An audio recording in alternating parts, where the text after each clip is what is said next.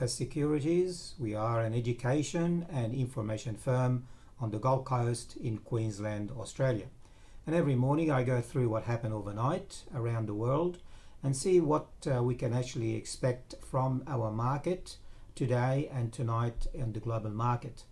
And that includes commodities, includes indices, includes stocks, includes foreign exchange. So if you have any particular feedback after this presentation you would like to present to us, we would really appreciate your feedback. Well, you've got here 3 days. This is the last figures and the day before and the day before. So you can compare what happened over 3 days. Well, you can see America had 2 beautiful days previously. However, overnight, they lost 300 points, 1%.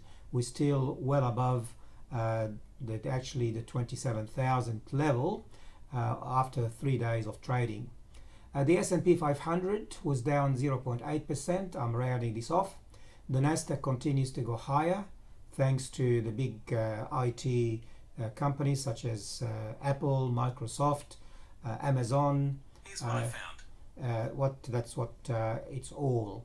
So the Nasdaq was up 0.3%. In Europe, the Stoxx 50 index, which comprises most major European markets, 2 days of negative declines, 1.4% last night. The FTSE was down again, 2%. The DAX was down 1.6%. The Nikkei was also down 0.4%. Shanghai index in China was up 0.6%, 3 days of rises. And on our market again, also we had 3 beautiful days, 146 points or 2.4% rise yesterday. And the futures are indicating that most likely the market will open 86 points lower at the start of trading. Gold was almost steady at 1,721, but that price compared to the previous night. This is actually yesterday morning. So when you compare what happened the last 3 mornings, yesterday morning the market was up from 1683 to 1705, and this morning we've seen about $16 rise compared to yesterday morning. Silver $17.75, slightly down compared to yesterday morning. Copper was slightly up, and Brent oil up nearly about 30 cents US per barrel. Crude oil very steady. And soybeans, we look at soybeans because that's what really reflects what's happening between America and China. Well, there is no sale. It hasn't changed. 865.75 overnight. Okay, well look, the Australian dollar versus the US slightly down from yesterday, below the 70. We've seen the 70 for the first time in several weeks. And we'll give you 61.3 euro cents, 54.7 British pence, and 107 New Zealand. And for those people who follow Bitcoin 9,770 US, that's this morning, up $60 from yesterday morning. And that compares to 14,045 Australian dollars, up 220 Australian dollars overnight. Looking at the chart from where we pick up our technical indicators, you can see here, continuing from the very highest to the very lowest, we've seen the 50% retracement. We hang around the 50% retracement for several weeks. This is the weekly chart. Then zoomed up and then crossed over the 61.8 retracement, and now all the way back to where we were early in the year or late last year, probably 29,000. That's between now and the next election in November the 3rd this year. Well, if you look at the chart for the daily, parabolic stop and reverse, all those red dots, they happen to be all below the candles, which means bullish. The stochastic remains bullish above the 80% line. Volume declining a bit. That's good news, because when you're going up and the volume is up, that's good. When you go down and the volume reduces, that's also very good. That's very bullish. The 50-day moving average has curved and moving towards the 100-day moving average. That's very good. However, we still see the 50 below the 100 below the 200, which still long-term bearish, and it requires a lot of push and momentum to bring it back to the very long-term bullish. If we see the orange, that's the 50-day moving average for the Dow, crossing the 100 and then crossing the 200, we are up and up and up and up and away. For our market, again, we've got all those green weekly candles, parabolic stop and reverse bullish, the stochastic bullish, and remember, we are very at the cross line of the 61.8 Fibonacci retracement. If it crosses above it and closes above it for several weeks, we are all the way up to maybe where we were at the 7,200 early in the year or late last year. On the daily charts, we can see here the parabolic stop and reverse. The gap between the candles and the parabolic stop and reverse is narrowing. That actually may indicate there could be a reversal. So be aware of that. But anyway, this is the short term, this is the long term, weekly and daily.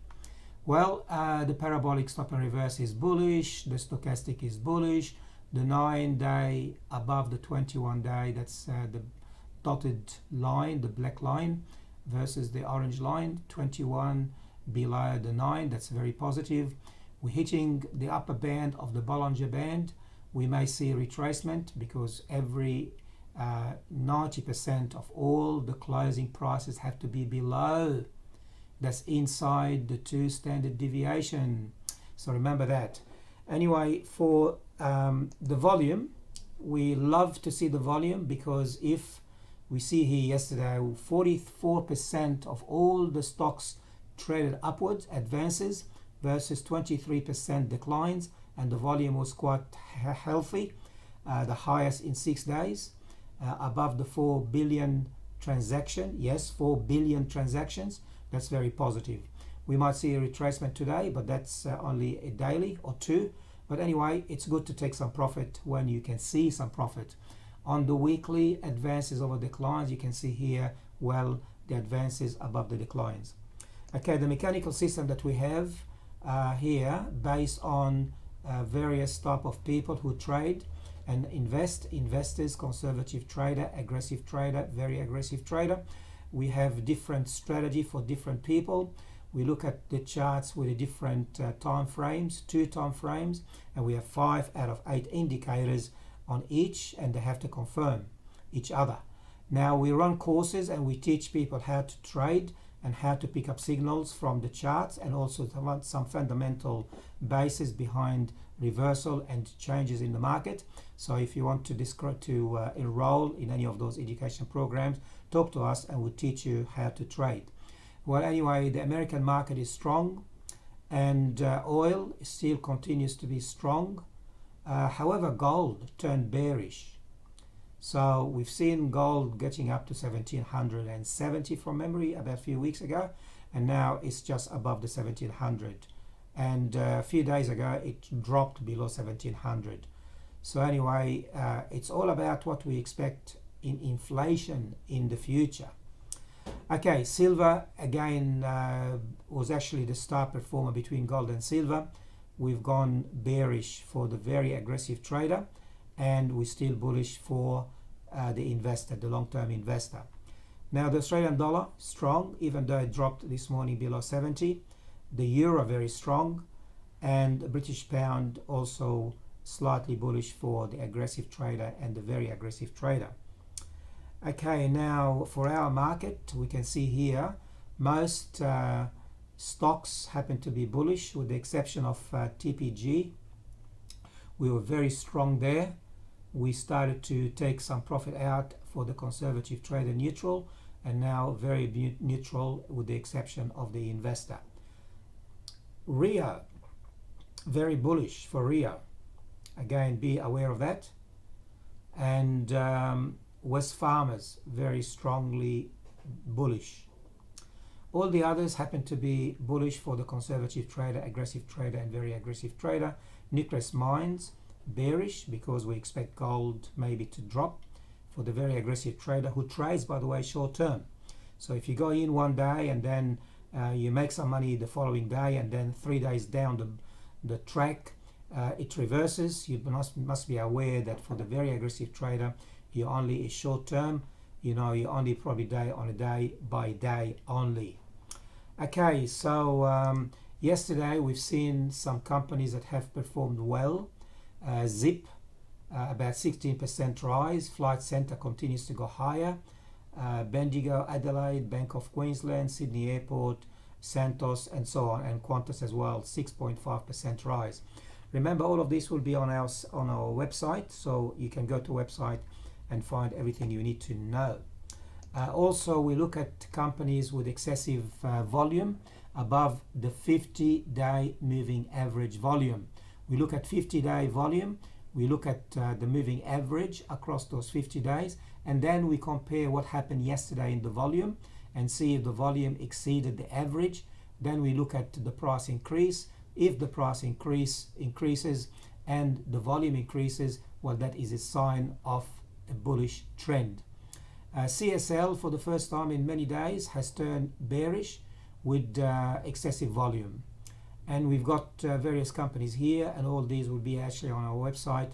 And if you want to actually study them and you want to talk to us, all you have to do is ring us up, and I'll give you the phone number later on.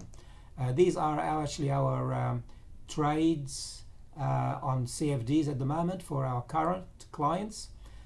We've gone bearish on the ASX 200, but when we went in at 6,104, I think the market is slightly up this morning, so we don't know what sort of profit we're going to end up with. We're making some good profit on ANZ Bank, on Boral. However, Flexi Group, we made some money, but now we are in a loss, and Westpac, we're making some profit. Okay, well, announcement today. Well, actually, that's what happened yesterday. Sorry. On yesterday, we see that retail sales in Europe, Australia, service index 31.6. That was Friday. We don't worry about that at the moment. And yesterday here, we've got here business conference confidence. We're minus 20 points. ANZ job advertisement 0.5% increase, which is better than the previous figures of minus 53%. US small business index expected 92.4 was 94.4, which is better. And this morning, final wholesale inventories expected 0.4. We were actually 0.3. We don't want too much inventories, by the way. Obviously, if you have too much inventories, you're not selling them. Job openings, we expected 5.75 increase. However, we ended up with 5.05 million. Economic optimism below 50, which is not good. 10-year bond 83.1. Okay, our disclaimer: everything we said today is of general advice only, and before you take any action, please consult with the professional advisor. Remember, everything we said today does not guarantee success. However, we believe that we have 60 to 70% probability of success. However, you have to be very cautious and understand the risk and reward, and understand your risk appetite. And by the way, if you have any questions you have to ask, you can ask us. You can write to me at George@FS, standing for full service, George@FS Securities, plural, fssecurities.com.au. You ring my mobile from overseas, it's 61 for the country code. You don't need the 0. 61 411 259526. If you're ringing locally, you don't need the country code. You ring directly 0411 259526. That's my mobile. And of course, I am available 7 days a week, almost 12 hours a day, when I'm not playing tennis or playing bridge or going to eat somewhere with my wife. Okay, well, this is me, and by the way, happy successful trading today, and enjoy trading.